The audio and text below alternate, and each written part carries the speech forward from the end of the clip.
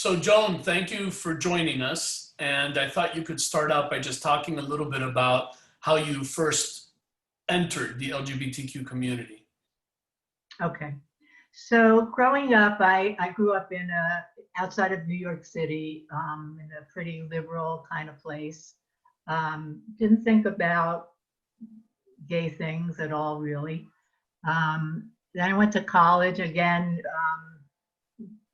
hung out with liberal people, anti-war kind of thing, and didn't really think about it again too much. But when I went to graduate school at Florida State, I met a lesbian couple, and I didn't know at the time they were a lesbian couple. They were actually two defrocked nuns who lived together, and never occurred to me that they might be a couple. And they were. So as I got more friendly with them, I ended up dating one of them. And that was in 1974, I think. Yeah, 74. And then it was this dyke drama. And there was three of us, and one had to go. So I left, and I came to, I actually went to Atlanta for a while because I didn't know where to go. And I just kind of, what am I and all that stuff. And after about 6 months, I ran out of money and came to where my family was then, which was South Florida, and immediately got a job working for the county. And so here I was, newly gay and working for the county, and the Anita Bryant thing happened immediately. So I was thrust into a gay world that I did not know. I hung out pretty much with gay men, and I wanted to be involved to the extent that I could be, and that's what happened. So Joan, you just mentioned the Anita Bryant thing, which was huge, and yeah. I'm curious, how did you feel that? What did that feel like for you? So here I was, enthusiastic about finally being in a place where there were gay people, because Tallahassee, I guess there were some, but I didn't know any of them. So I was very happy to be in Miami, and then this came and kind of put the lid on my life. I was very, very, very upset about it, and to the point where I wanted to get involved. Because here I was, finally I knew who I was, and I couldn't be. Yeah. What was your biggest takeaway from those Anita Bryant experiences?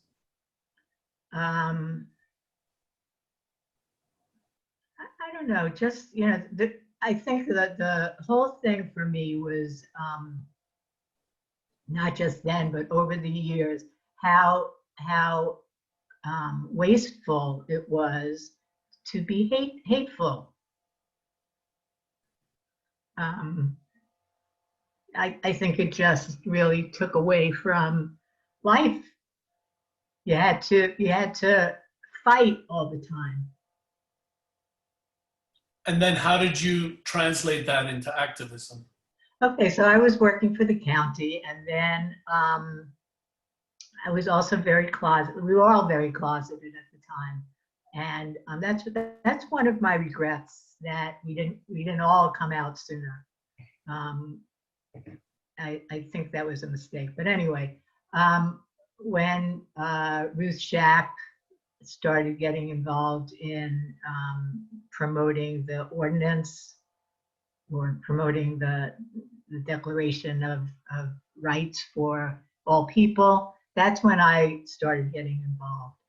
It was difficult though, because I was working for the county, and really had to sort of hide what I was doing, but that's when I got involved.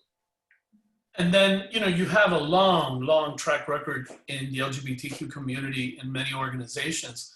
How do you chronicle that? Where did you go from there? And So I remember, yeah, it's a long time ago, so I don't remember all of it. But I remember a lot of groups, but mostly they were men's groups that I knew of.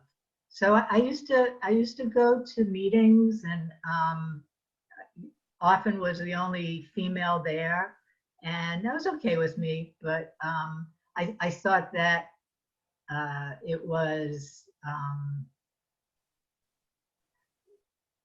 a little bit difficult at first. So I remember you being involved in everything from the beginning when I started getting involved. And I'm curious, as a woman, how did you relate to the women's movement, who at times, you know, had a lot of, I want to say, friction with gay men or any of the other kind of groups working in those spaces? For whatever reason, and I don't know what the reason was, from the time I was very young, I always got along better with men. And so I continued to, I wasn't involved in the women's movement really at all. I respected what they were doing, but this is going to sound terrible, but you know, they were struggling so financially, nobody had money. I didn't want to be part of that. Yeah, understood. It was more fun to hang out with the men. Yeah, no. Also, in relation to that, and especially in that time period, you know, you were also always very involved in religion. Yes, I was going to get to that. Yeah. So yeah, I became involved with a few different religious groups. One was my own religion, Judaism, which at the time was not very welcoming. So, sorry. So I ended up at MCZ, and then Metropolitan Community Church. And I was very active there, but they wouldn't let me join unless I was baptized. And I didn't want to be baptized. So let me compose myself. So there was a rabbi at the time, Jeffrey Kahn, who was trying to encourage gay Jews to come to Temple Israel. And I don't know how I found out about this, but I found out about it, and I went, and we started a gay group there, and I became involved with a number of religious leaders. I see them all now still, different religions, and about human rights and promoting that, because they all had gay people in their churches or synagogue, and nobody questioned. So we started questioning things. And how have you seen that evolve? So yeah, so now everybody wants us because we have time and money. And we're not so horrible, I guess. We don't want to rape their children.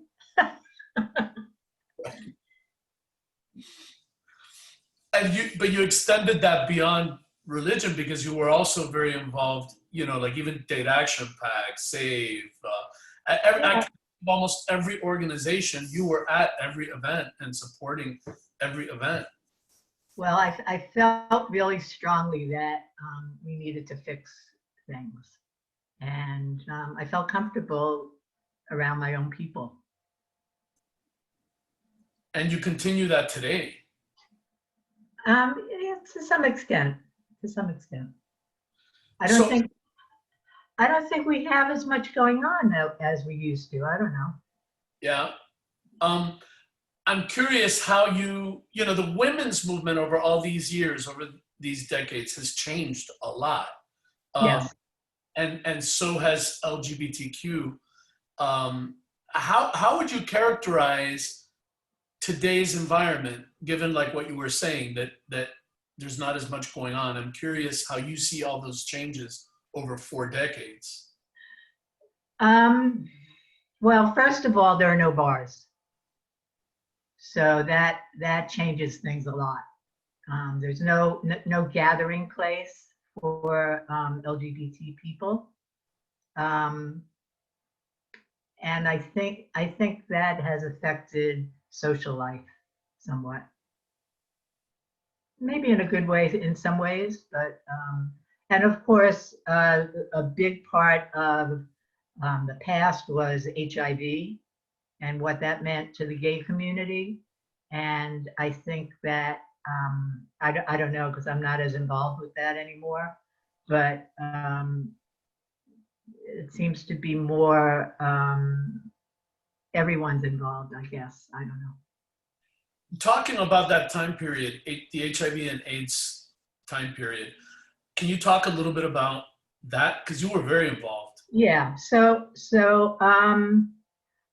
I was involved because I knew so many people who were sick. And it was when I was working for the county. And I ultimately became involved with HCN, Health Crisis Network, and actually worked there for a while, temporarily till they found a director. And then went to work for South Florida AIDS Network, where I worked for about 5 years, I think. And that really exposed me to like the full population of people that had AIDS, you know, from poor people at Jackson to richer people. And I was very immersed in that. And one day I just had enough.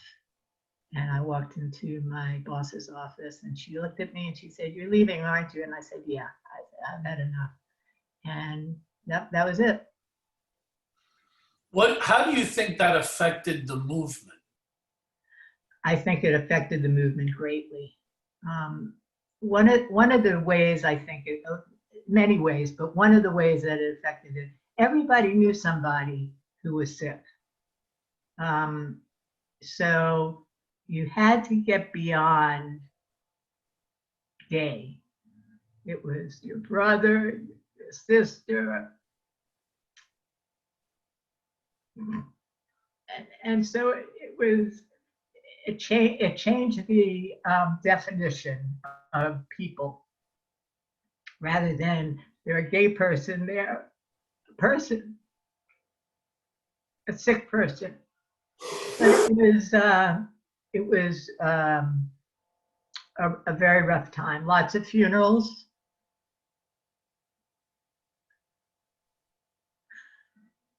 And yeah, it was difficult. And in terms of today, how do you think HIV/AIDS affected today, where we are today? I don't really understand the question. Did it help us as a movement? Oh, absolutely. I absolutely think it helped us as and how? Well, I think that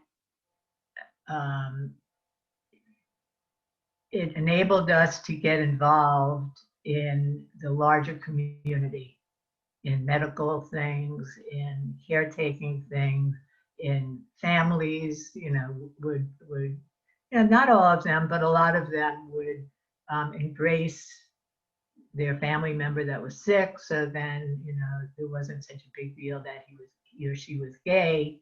They were sick. So I think it really helped a lot to get us through a difficult time, although it was a hard way to do it, obviously. Do you see any parallels with what we're going through now with COVID? I do. I see, and it's terrifying, really, that we're going through it again. And the people that need help the most get it the least, you know, that kind of stuff. Yeah, I think it's bad. I do see that it reminds me often about the HIV years. How do you think about diversity and inclusion today, based on everything that we've gone through? I think it's like a buzzword now. I mean, I'm looking for a job, so I see, the director of diversity and inclusion at some company. I mean, that's crazy to me, but I think it's being I think it's being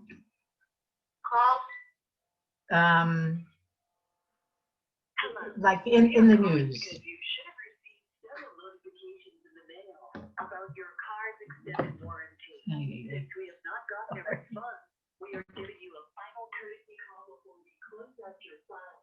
Press 9 to be moved as per. I think I know somebody that lives in France that's what he's like gonna do. He's gonna do diversity and inclusion in some company. I don't think we had such a thing years ago.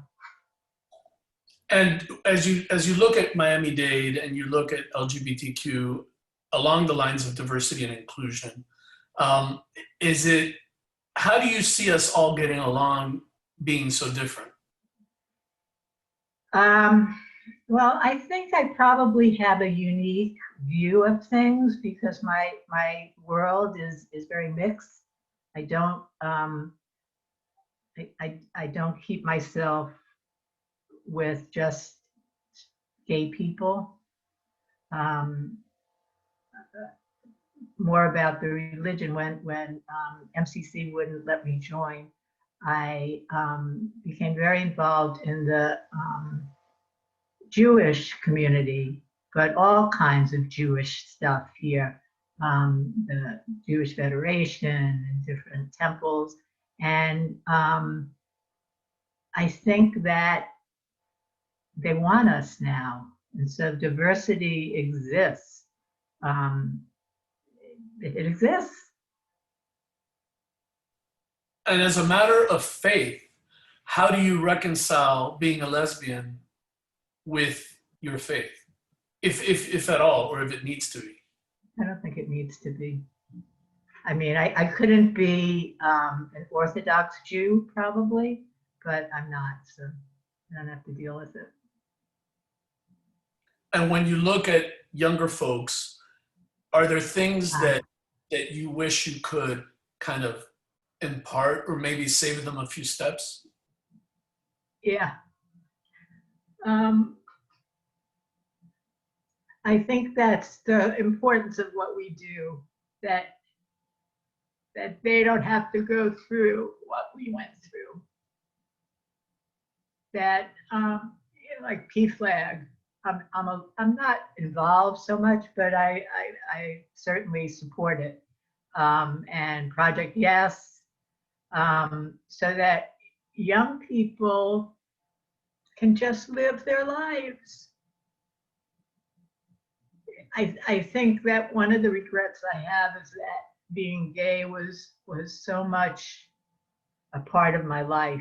And I think that, I get up, what meeting did I have to go to? What social thing did I have to go to? That was, and I think that's not good. I think that young people now should be able to just do whatever they want to do and not be so task-oriented. So maybe we all made the world a little safer for them. Hope so. We'll see with this election. And in terms of just general living experiences for younger people just trying to find their way in the world, do you have any kind of guidance?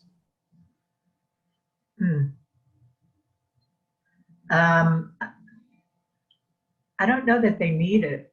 I think the ones that I know, they're very self-assured. The ones that aren't, go places where they could get help. I think we have, we have places where people can go. We have support systems for parents, which I think is very difficult too, to be a parent of a gay kid. Those things didn't exist years ago. Oh, so when I told my this is a good story. When I told my family that I was gay, my parents, it was horrible. So they were very troubled by it. So I suggested that we go to a therapist, which we did. And the therapist said, she's all right, meaning me, but you guys maybe need some therapy. And that obviously wasn't what they wanted to hear. And it's funny, that therapist was so good, and he recently passed away. He was a really good. So I think there are more places that people can get help now, and I just urge them to get help if they see a need for that. Mm-hmm. And what has religion provided for you in that context?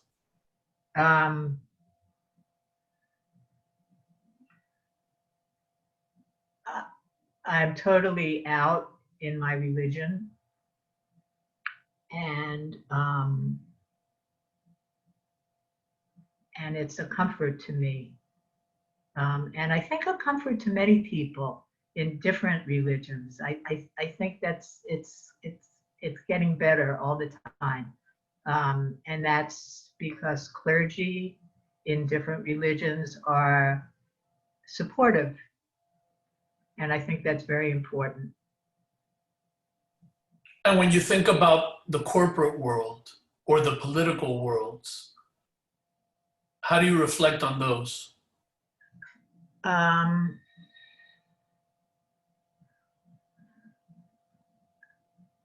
I think it's getting better, but I don't know for sure. I think the fact, one of the things that strikes me about this election, it often, like I'll be walking near a TV and I'll hear LGBT issues. People are saying that. People that are running for office are saying that. So I don't know. I think it's getting better.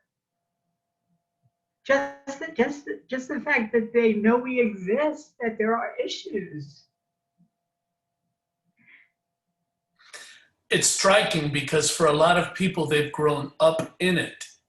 So to them, it's just commonplace to hear LGBT issues, Yeah. or LGBTQ issues. But when I hear like the women's issues, the Black issues, the Hispanic issues, and the LGBT, like that's like new for me, that somebody who's running for president will say that. Getting to this election, what are your thoughts? Well, I think the fact that we are part of the process, I think we better fight hard. And if we don't get a Democratic president, we're in big trouble, I think. Not just us, a lot of people, but those groups that they're talking about, I think, are in trouble. I know you care a lot about all the groups in Miami-Dade. How do you see us working together more effectively?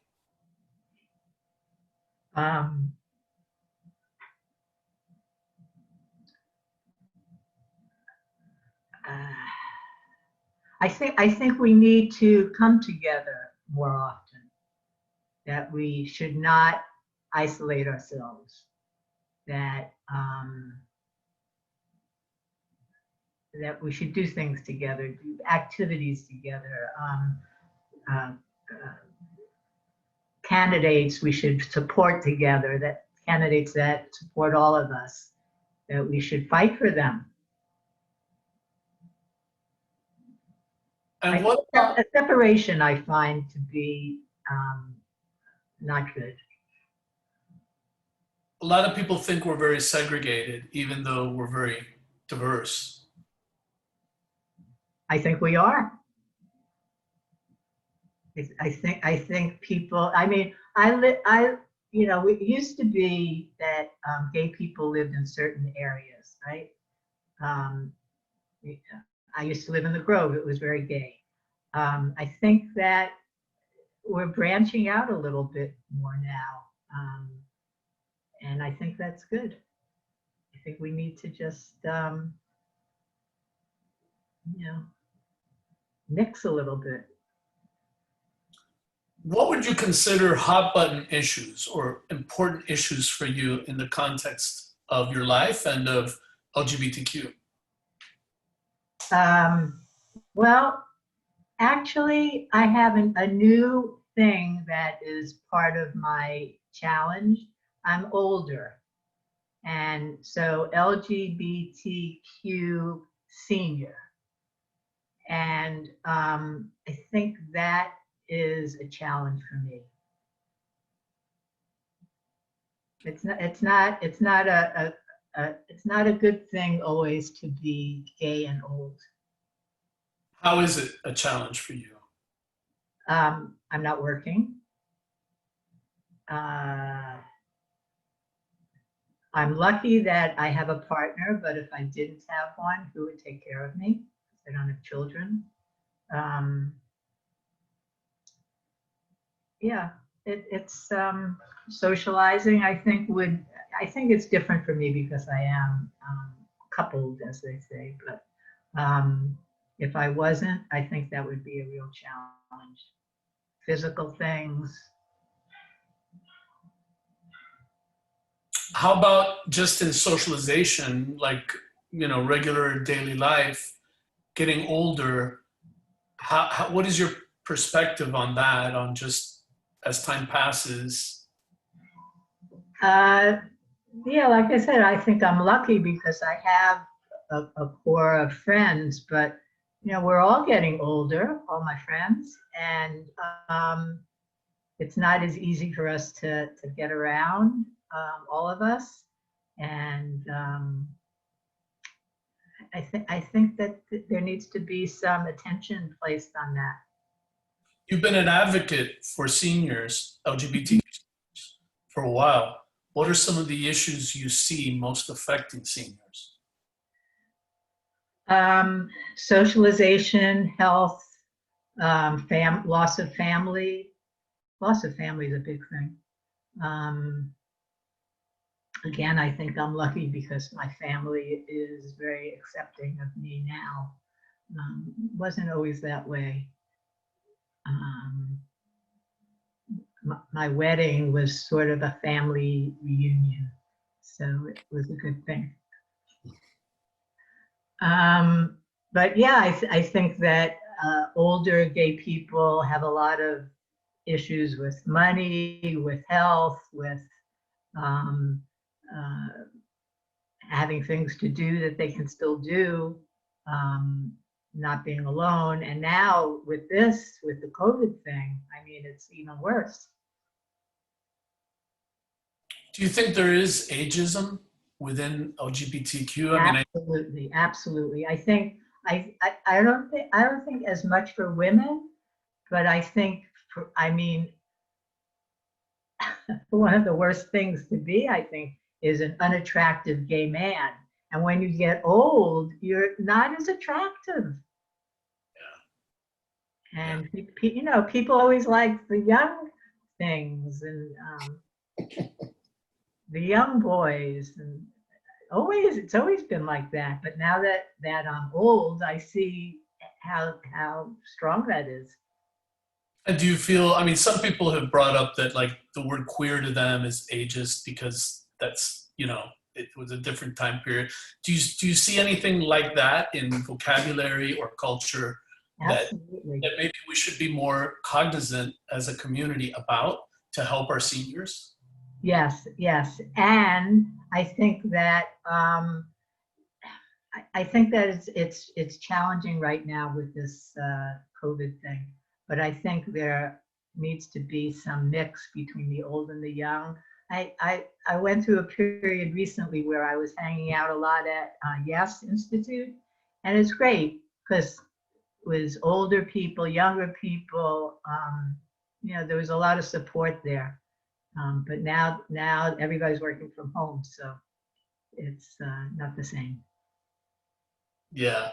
Well, we're kind of getting close to the end, but I want to be able to give you just kind of an opportunity to say whatever you think, or you want people to know that maybe are coming up in years and, you know, behind us. I don't know. I just hope that people could live openly and honestly, more so than we could, and to take a chance on that. Mm-hmm. And in your times in the community, what did you feel were your best times or your best moments, or those things that you recollect fondly? We had great parties. Fundraisers, they were great parties. And also the good that we did when we approached the city commission or the county commission, or, you know, stuff like that, when we were gathered as one. That was great. That was, and you were one of the founding members of 𝐈𝐍𝐓, so, you know, you were in a lot of that work. Yeah, I had no regrets. I think that, like I said, I think the only regret I have is that we didn't all come out sooner. Yeah. I actually remember people saying, they're not ready yet. They're not ready for us yet. I think that's bullshit. I think we weren't ready. You're absolutely right. When we were trying to pass the ordinance. Yeah, oh, be quiet. So anyway, so we learned maybe. Well, I have to say thank you, not just for this interview or for me, but for the many, many years of work and support. You know, I, for one, saw you supporting things all the time for no other reason than it was the right thing to do. And at a time when the community really needed it. You are one of those foundational people that were always there for everyone. So my thank you extends, obviously, the interview. And I hope that your words and that your experiences are recalled, because I think the times you lived were very, very harsh. And it's easy for us as a movement to forget, because we're standing on your shoulders. Mm-hmm. It's easy for us as a movement to forget and maybe not consider people who now, as you have said, have moved on in years, but really are the very people that we need to thank every day, you know, for the opportunities we have. So thank you. And if, you know, if there's anything final you'd like to add, please do. No, I just hope that that you continue the good work you do. Thank you. Thank you, Joan. Thank you for the time. And I'm sure we'll be seeing each other hopefully soon. Hope so. I hope so too. Big hug. Bye-bye. You too. Bye-bye.